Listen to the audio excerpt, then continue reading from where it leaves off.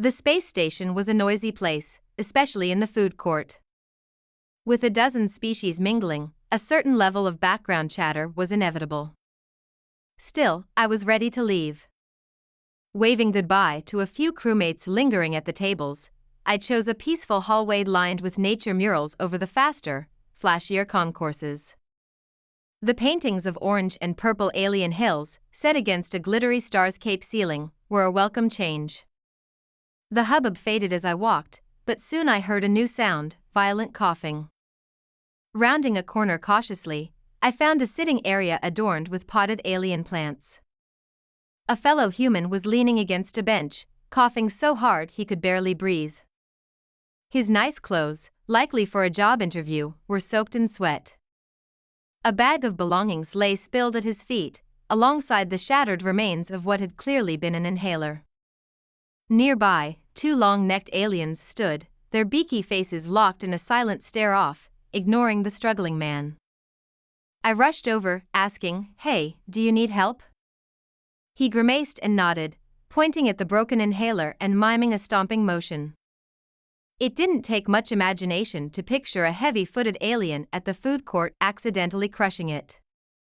"Do you have a spare?" I asked, gesturing to his bag. When he shook his head, I grimaced. Out here, far from Earth's human-centric resources, finding a replacement inhaler wouldn't be easy. At least we weren't on the fringes of space. This station should have a med center. "We need to get you to a med center," I told him, pausing to ask, "Do you know where it is?"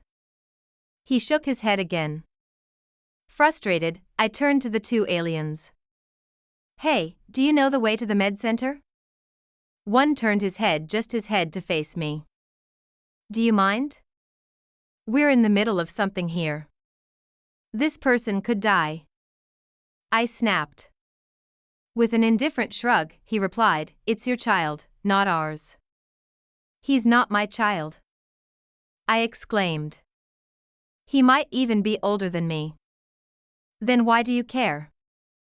Their apathy was infuriating, but I had no time to waste.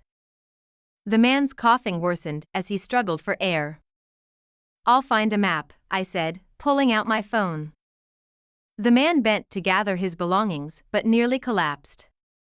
I guided him to the bench and nudged the scattered items together with my foot while frantically searching the station's directory. "Why is this so hard to find? Are you going to be able to walk?" He nodded weakly but was starting to list sideways. I debated going back to the food court for help when a welcome sight rounded the corner. Blip and Blop, my towering crewmates, appeared like heroes from a dream. Muscular and adorned with flowing silks, their natural frills blending beautifully with the fabric, they filled the hallway.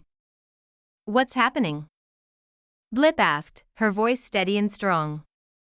Beside her, Blop frowned at the struggling human. "That doesn't sound good," he said. "He can't breathe," I explained. "His inhaler's broken." "Do you know where the med center is?" "I'll carry him," they both said simultaneously, Blip a hair faster. "I've got the bag," Blop added, scooping it up with a flap of his frills. He cast a dismissive glance at the turkey neck aliens, muttering, "Of course they're no help." "Why would we be?" one of them asked, genuinely puzzled. "Lift and be lifted," Blip declared, scooping the man into her arms with ease. Blop zipped the bag shut and bounded ahead, clearing the way with shouts of authority. Together, the three of us rushed down the hall, leaving the apathetic aliens behind. The hallway opened into a crowded concourse, but Blop's booming voice and waving arms parted the throng like a spaceship fleeing an asteroid. Kind strangers pointed out directions, and we followed their guidance, the med center drawing closer with every step. I trailed after Blip and Blop, grateful for their presence and thinking, those turkey necks may live solitary lives, but they're missing out. For once, I wasn't the weird one, surrounded by the collective compassion of the crowd.